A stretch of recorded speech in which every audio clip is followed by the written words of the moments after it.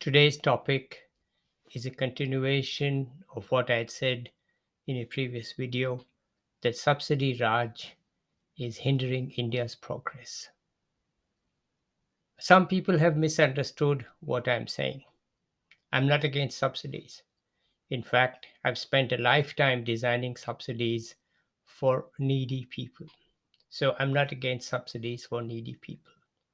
What I'm saying is that once the total subsidies in the budget reach beyond a certain point, that excessive subsidy, that extra subsidy cuts back on government investment, which reduces the number amount of private investment, which reduces growth. In other words, the short-term benefits of subsidy have to be balanced against the long-term problem of leaving the poor poor. In order to make them unpoor, you have to have economic growth where they can get jobs, well paying jobs, rather, and to be well educated and so on, which you cannot do when your subsidies are heavily focused on short run benefits. Today, I'm not going to repeat that argument. I'm going to talk about what to do about it. And by way of background, you know that now India has a cap on the amount of deficit in union budget. I'm not sure, perhaps it's there even in the state budgets.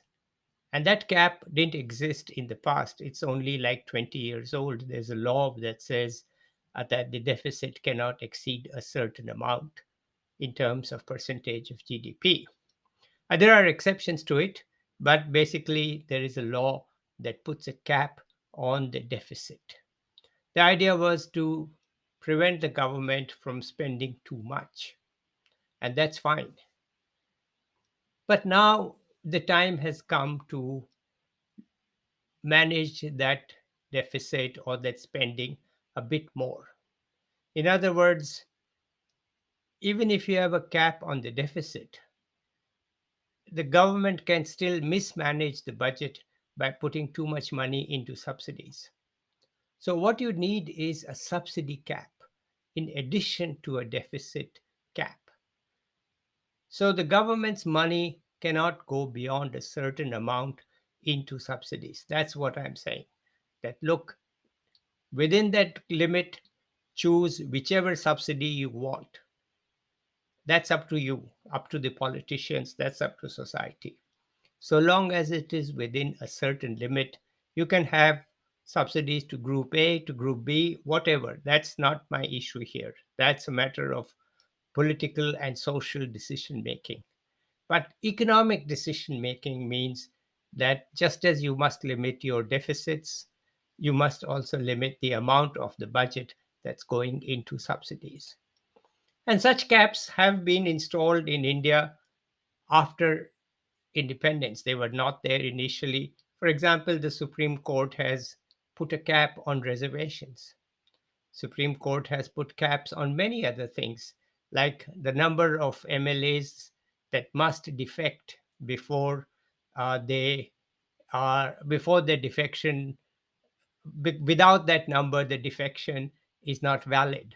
So there are rules and regulations that we have put into place in order to have better governance, better economic growth, better progress, which didn't exist in the constitution initially and which were not part of the rule initially. Over the years, we have learned to limit government, to limit the politicians so that we get better results. So that's what I'm saying here. Let's have one more limit on what governments can do. And the limit is very simple.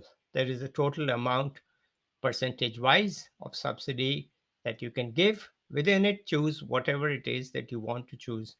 I have no issues with it. You can choose to subsidize railways, you can choose to subsidize highways, you can choose to subsidize education, women, whatever group that you want to subsidize, that's up to you. On aggregate, it makes no difference which group or which subsidy you give, what you consider essential. That's your view, it's your choice. As an economist, we need a subsidy cap as a percentage of the share in the budget. Now, what should that percentage share cap be? That's something that we have to work out. At the moment, it's just an idea that you need a subsidy cap. So that's it for today. That's my discussion of subsidies. I'll be back with some other idea that is equally important and relevant for our future economic growth. I want India to be a prosperous country by 2047 where the poor become unpoor.